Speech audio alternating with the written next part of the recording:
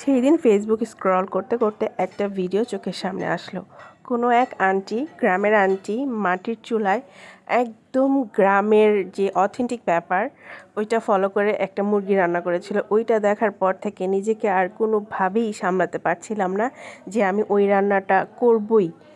তো সব কিছু আমি ওইভাবে করতে পারলেও মাটির চুলাটা ছিল না। কিন্তু হ্যাঁ, আমার বাসায় কিন্তু একটা মাটির চুলা আছে, দেখে ফেলছেন নিশ্চয়ই। আমি আমার আব্বুকে দিয়ে খুব শখ করে একটা মাটির চুলা নিয়ে এসেছিলাম, কিন্তু চুলাটা এত বেশি বড় যে এটা আসলে এই ফ্ল্যাট বাসায় কোনোভাবেই ব্যবহার করা যাবে না। আর আমি এমনিতেও মাটির চুলায় রান্না করতে পারি না, তবে আমার ভীষণ শখ। আসসালামু আলাইকুম এভরিওয়ান। সবাই অনেক ভালো আছেন, আমি আলহামদুলিল্লাহ ভালো আছি। তো এই রান্নাটা করতে কিন্তু মশলাটা আন্টি এইভাবে বেটে নিয়েছিল। তো আমিও চাইছিলাম যে আমি সেম ওয়েতেই রান্নাটা করব। তাই আমি শুকনো মরিচ আগেই ভিজে রেখেছিলাম, তারপর সেটাকে বাটলাম। তারপর হচ্ছে পেঁয়াজগুলোকে আমি একটু আদা ছেঁচা করে নিলাম। কেউ চাইলে কুচি করেও হয়তো দিতে পারে, কিন্তু আমি এভাবেই দিলাম, এতে গ্রেভিটা ভীষণ ভালো হবে।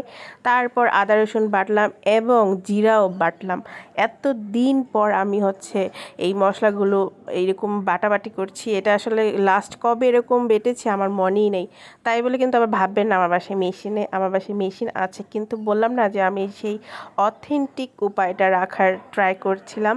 তারপর সর্বশেষ যেই গরম মশলাটা সেইটা বেটে নিলাম।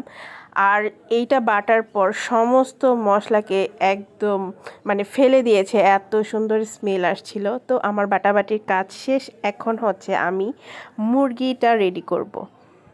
তো এই যে আমি একটু দেখিয়ে নিলাম।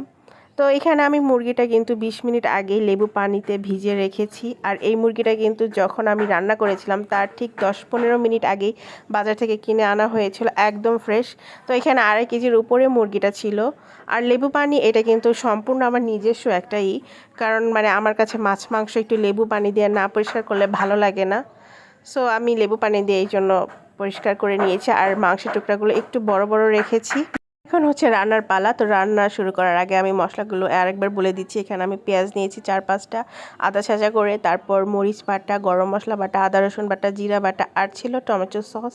তো টমেটো সস যদি না থাকে আপনারা কিন্তু বাসায় যদি টমেটো থাকে সেটাও দিতে পারেন। আর দিব হচ্ছে সামান্য একটু টক দই। তো আমি এখানে পাতিল বসিয়ে দিয়ে মোটামুটি তেল দিয়েছি, ভালোই তেল দিয়েছি, এখানে পরিমাপটা আমি বলতে পারবো না। তারপর একটু জিরা ফোড়ন দিয়ে পেঁয়াজগুলো দিয়ে দিলাম। তো অতিরিক্ত পেঁয়াজ কিন্তু ভাজবো না। তারপর আমি 3-4টা তেজপাতা দিয়ে খুব ভালোভাবে নেড়েচেড়ে নিচ্ছি। এখন আমি এখানে বাটা যে মশলাগুলো রেখেছি সেগুলো দিয়ে দিব। তো এখানে আমি আদা রসুন বাটা দিয়েছি। এখানে আসলে সঠিক কতটুকু পরিমাণ আমি বলতে পারবো না, আমি আসলে চোখের আন্দাজেই মশলা দিয়ে থাকি। তারপর এখানে জিরা বাটাও দিয়ে দিলাম। এখন এটাকে খুব ভালোভাবে নেড়েচেড়ে নিচ্ছি। আর এখানে আমি যে মশলাটা বেটেছিলাম ওইটা ধুয়ে যে পানিটা ছিল সেটা দিয়ে দিলাম। এটা কিন্তু আমি ছোটোবেলায় দেখতাম আমার আম্মু দিত। তো এটা আসলে মনে হয় কোনোভাবে টেস্ট বাড়িয়ে দেয়, আমি জানি না। তো এখন আমি এই মশলাটাকে খুব ভালোভাবে কষিয়ে নিব, তার জন্য একটুখানি পানি দিয়েছি। তবে এখানে কিন্তু এখনও মশলা দেওয়ার বাকি আছে।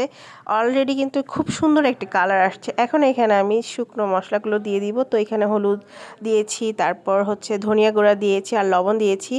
এখানে আমি কোনো ধরনের মরিচ গুঁড়া দিব না, যেহেতু আমি মরিচ বাটা দিয়েছি, এটা অলরেডি অনেক ঝাল ছিল। তবে কেউ যদি এর চেয়েও বেশি স্পাইসি পছন্দ করেন তো সেক্ষেত্রে দিতে পারেন। আর আমি দিলাম হচ্ছে মাংসের মধ্যে আমি হচ্ছে সবসময় একটা মশলা দিই, এটা হচ্ছে রেডিমেড মশলা, মানে সকল গরম মশলা একসাথে মিক্স করা থাকে। তো এটা দিলে খুবই সুন্দর একটা ফ্লেভার হয়। তো মশলাটা অনেকক্ষণ কষানোর পর আমি মুরগির মাংসটা দিয়ে দিলাম। এখন এটাকে খুব ভালোভাবে মিশিয়ে নিচ্ছি মশলার সাথে।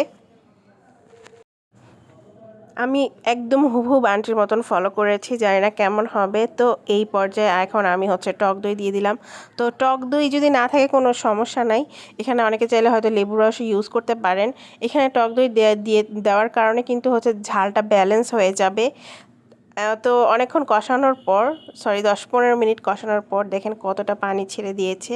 তো এখন এখানে আমি বাকি যেই মশলাটুকু ছিল সেটা দিয়ে দিব, মানে এখন এখানে আমি টমেটো সস দিব। মশলা বলতে সব মশলাই দেওয়া শেষ, এখন হচ্ছে আমি টমেটো সস দিব।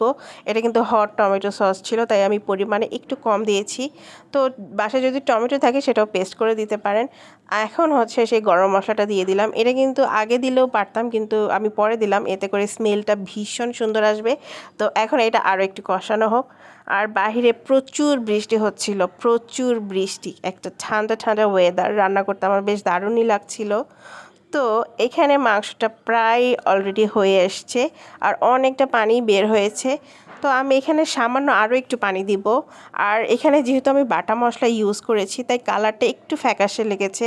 কারণ হচ্ছে মরিচের গুঁড়া গুঁড়া দিলে দেখবেন যে কালারটা অনেক বেশি লাল হয়। তো আমি একটু টেস্ট করে দেখছিলাম যে সব কিছু পারফেক্ট ছিল কিনা। একদম পারফেক্ট ছিল।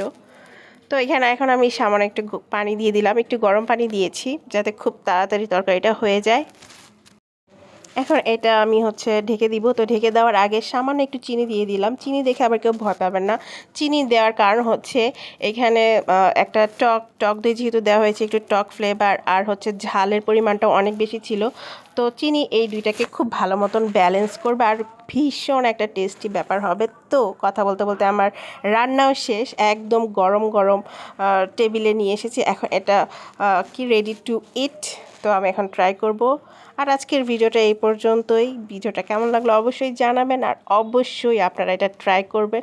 ইট ওয়াজ এ ডেলিশিয়াস।